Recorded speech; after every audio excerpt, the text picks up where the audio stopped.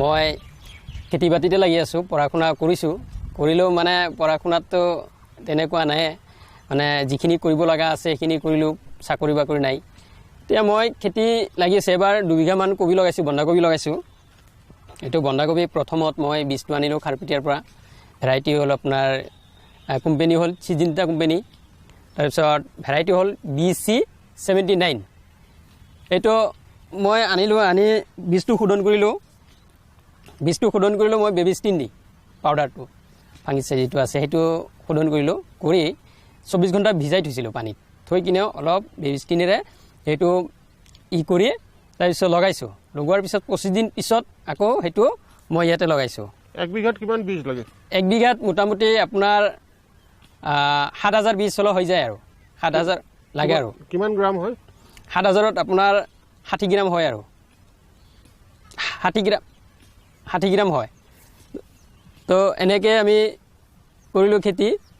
এতিয়া কবি টু কবি ডিষ্টেঞ্চ হ'ল আপোনাৰ 17 ইঞ্চি, 17 দিছোঁ, 16 ইঞ্চি, 17 ইঞ্চি এনেকৈ হয়।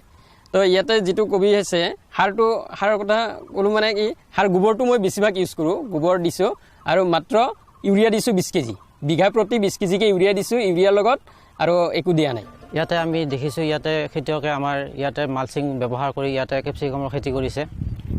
এওঁলোক সঁচাকৈয়ে এওঁলোকৰ কৃষি কাৰ্যত অতি আগৰণুৱা। এওঁলোকক আমি এগ্ৰিকালচাৰ ডিপাৰ্টমেণ্টৰ পৰা আমি যিখিনি গাইডলাইন আছে, এই গাইডলাইনখিনি এওঁলোকক আমি শিকাই দিলে এওঁলোকে সেই নিয়মতে এওঁলোকে কৃষি কাৰ্য কৰি গৈ আছে। আৰু এওঁলোকক মাত্ৰ লাগে উৎসাহ, আমাৰ ডিপাৰ্টমেণ্টৰ পৰা এওঁলোকক মাত্ৰ উৎসাহ লাগে। এওঁলোকে ৰাতিপুৱাৰ পৰা সন্ধিয়ালৈ এওঁলোকে কৃষি কাৰ্যতে জড়িত হৈ থাকে। আমি দেখিছোঁ এওঁলোকে ইয়াতে কেপচিকামৰ খেতি কৰিছে, ইয়াতে মালচিং ব্যৱহাৰ কৰিছে।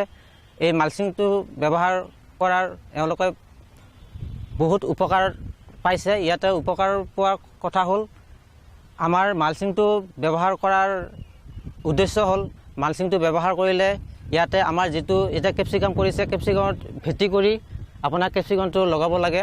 এই ভেটি কৰোঁতে আমাৰ বৰষুণ দিলে মাটিটো মাটিটো খহি যায়। ইয়াতে মালচিং দিছে, মালচিং দিয়াৰ পিছত ইয়াতে ভেটি মাটিটো ৰৈ গৈছে, আৰু ইয়াতে আমাৰ যিটো ভেটিত যিটো বনবাদ হয়, সেই বনবাদটো মালচিঙে তাক মানে নিয়ন্ত্ৰণ কৰিছে।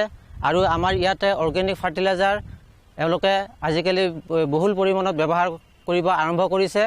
আৰু ইয়াতে মালচিঙৰ সুবিধাটো কি হয়, এওঁলোকে যিটো সাৰ ব্যৱহাৰ কৰে গছৰ গুৰি এওঁলোকে আজিকালি ব্যৱহাৰ কৰি মানে মানে ব্যৱহাৰ কৰিব লৈছে। সেইটোত এওঁলোকৰ ইকনমিক যিটো খৰচ হয়, এই খৰচটো এওঁলোকৰ আগতকৈ যিটো আপোনাৰ টপ ড্ৰেছিং কৰিলে যিটো ফাৰ্টিলাইজাৰ এওঁলোকৰ মিছ ইউজ হৈছিলে, আজিকালি সেই মিছ ইউজটো আজিকালি এওঁলোকে জানিছে যে সাৰৰ নাটনি হৈ আছে। সেয়েহে এওঁলোকে মালচিং ব্যৱহাৰ কৰি এই যিটো এওঁলোকে সাৰ আপোনাৰ ব্যৱহাৰ কৰে, বেচেল ড'জত ব্যৱহাৰ কৰে, সেইটো এওঁলোকে গছৰ গুৰি দিয়াৰ কাৰণে এওঁলোকে এতিয়া মানে বুজি পাইছে। সেয়েহে এওঁলোকে লাহে লাহে মালচিঙৰ পদ্ধতিটো লাহে লাহে আগুৱাই লৈ গৈ আছে। আৰু মালচিঙৰ দ্বাৰা এওঁলোকৰ কি হয়, মালচিংটোৰ আপোনাৰ যিখিনি আমাৰ এই বনবাদ হেৰি হয় গজে, সেইখিনি তেওঁলোকে নিজে নিয়ন্ত্ৰণ কৰিব পাৰে মালচিঙে।